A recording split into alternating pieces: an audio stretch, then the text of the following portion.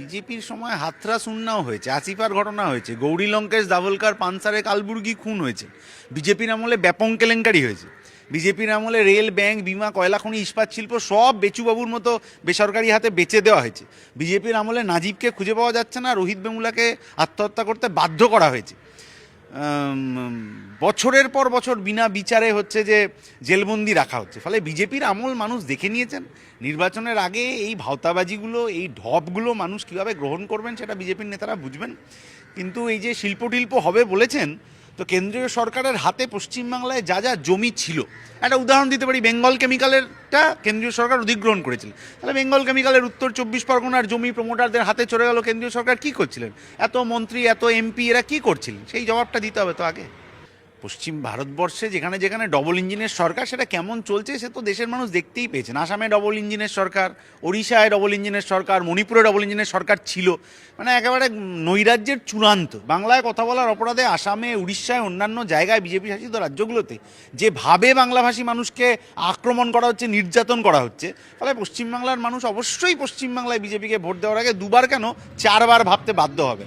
এটা করে বিজেপির আখেরে ক্ষতি হওয়ার কথা। লাভ কার হবে সেটা তো পরের প্রশ্ন, কিন্তু আখেরে ক্ষতিটা হওয়ার কথা বিজেপির। কারণ শুধুমাত্র নিচে লোক নেই 4টে বুথে, খালি হাওয়ায় ওপর থেকে নির্বাচন কমিশন আর অমুক তমুককে ম্যানেজ করে এই প্রচেষ্টা, সেটা মানুষ যখন গণতন্ত্রে প্রয়োগ করবেন তখন সেটা বিজেপির বিরুদ্ধেই যাবে। মুখ্যমন্ত্রী বদলে গেলে পশ্চিমবাংলায় নতুন যে বামপন্থীদের সরকার যদি আসে তাহলেই পশ্চিমবাংলার গণতন্ত্র বাঁচবে।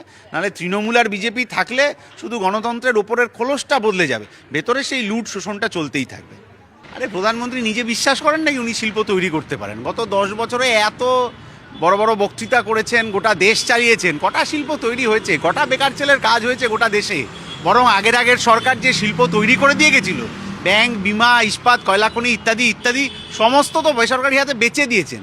কোনো শিল্প তৈরি থাকলে উনি বেচে দিতে ভালো পারবেন। যেমন সিঙ্গুরের একটা স্বপ্ন ছিল, রাজনাথ সিং আর তথাগত রায়কে দিয়ে ওটা বেচে দিয়েছিলেন, তেমনি এখন কোনো শিল্প হলে উনি বেচে দিতে পারবেন, কিন্তু প্রধানমন্ত্রী কোনো শিল্প তৈরি করতে পারবেন না। মুখ্যমন্ত্রীর সাথে এই জায়গায় ওনার দারুণ মিল আছে। এটা আমরা বহুদিন ধরে বলছি যে দিল্লির আরএসএসের লোকেদের সাথে কি বিজেপির লোকেদের সাথে এ রাজ্যের তৃণমূলের নেতাদের এত সুন্দর সম্পর্ক, বন্ধুত্ব হয়ে গেছে, যে কারণে বাংলার বিজেপি নেতারা এখন অবধি বলছেন ইডি সিবিআইয়ের কাজে তারা হতাশ।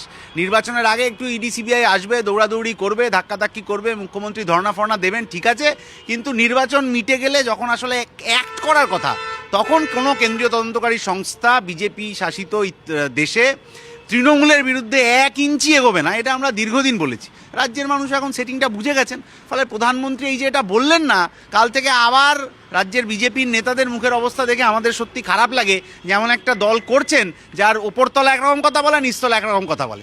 বামপন্থীদের কিন্তু সেই সব ঝামেলার ব্যাপার নেই।